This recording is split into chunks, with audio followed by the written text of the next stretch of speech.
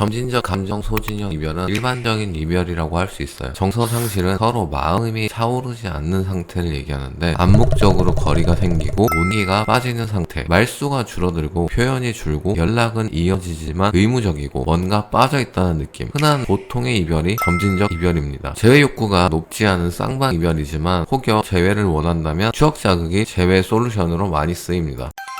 두 번째는 충동 폭발형 이별인데, 충동 이별은 원인이 반복된 다툼에서 오는 건데, 전혀 감정이 꽤 남아있는 경우가 있는 게 감정이 정리되지 않은 상태에서 가장 빠른 속도의 이별이 많아서입니다. 불안형은 크게 의존 불안, 확인 불안으로 나뉘는데, 의존 불안은 다툼보다는 상대방의 감정 상실로 헤어지고, 확인 불안은 애정에 대한 확인 욕구로 자주 다투거나, 네 번째에 해당되는 이별 유형 관계 불안형 이별로 헤어지게 돼요. 결국 한쪽 혹은 서로의 의심, 불안, 긴장 상태 및 검증 등 테스트로 다툼이 발생하는데, 가장 나쁜 수단이 헤어지자고 종종 말하고 상대의 반응을 떠보는 경우입니다. 재회를 원하는 경우 진정 후 갈등 해결력을 보여서 관계 재정립을 하는 게 핵심인데, 만약 상대방이 불안형이고 우리가 재회를 원한다면 감정적 보상을 해서 전달문이나 편지 등 드물지만 진심 어린 장문도 여기서는 효과를 보입니다.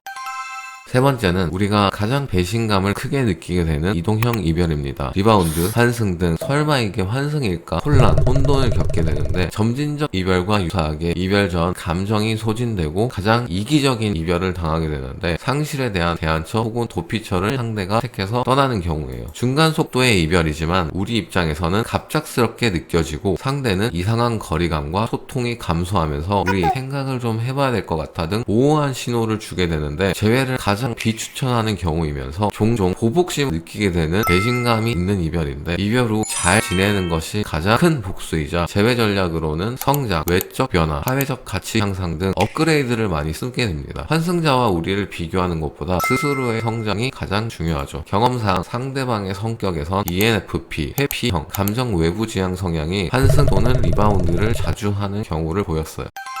마지막 관계 불균형 이별은 재회 욕구가 가장 높은 이별입니다. 한쪽에 과투자로 인해서 문제가 생기는 건데, 과투자 자체가 연애에 대해서 필요 이상으로 집착 혹은 의존적이기에 연애를 1순위로 두게 되고, 긴 시간에 걸친 감정 누적, 상대방의 피로도가 증가한 경우에 재회가 어렵다고 볼 수 있어요. 연애에서 생각 이상으로 속도 조절이 중요한데, 상대방의 속도보다 내 속도가 빠른 게 이별까지 가게 되는 상황이에요. 나만 노력하는 것 같거나 우리의 문제가 뭔지 혼자 고민하거나 상대방에게 대화를 요구해도 피하거나, 생각보다 상대방의 애정이 떨어지지 않았는데도 의심을 하거나, 집착 혹은 상대방의 무례함을 의존적 불안 성격 때문에 끝까지 참으시거나, 상대는 피로 혹은 권태감, 단단적 감정을 느끼고 이별하게 되는 상황이에요. 설득을 통해 재회를 하게 되는데, 많은 분들이 나 이제 변하겠어, 그러니까 다시 한번 만나보는 게 좋을 것 같아, 선언문 같은 설득 수단을 사용하는데, 위기의 초기 단계라면 효과가 있을 수 있지만 중간 단계부턴 우린 계속 같을 거야 라면서 상대방은 거절을 하게 돼요. 결국 상대가 인지할 정도의 변화된 모습을 보여줘야 되는데, 연락하는 시점에서부터 변화된 모습을 보여주는 게 중요하고, 만났을 때 실제로 변화가 되었다면 상대는 10분 정도의 대화에서도 충분히 알게 돼요. 그래서 자신의 성향에 대한 객관적인 이해 후 감정 훈련 등을 통해서 변화가 된 후 상대 또한 대화 의지가 생길 때까지 우린 차분히 기다렸다 약속을 잡고 만나게 되면 재회가 되는 거죠.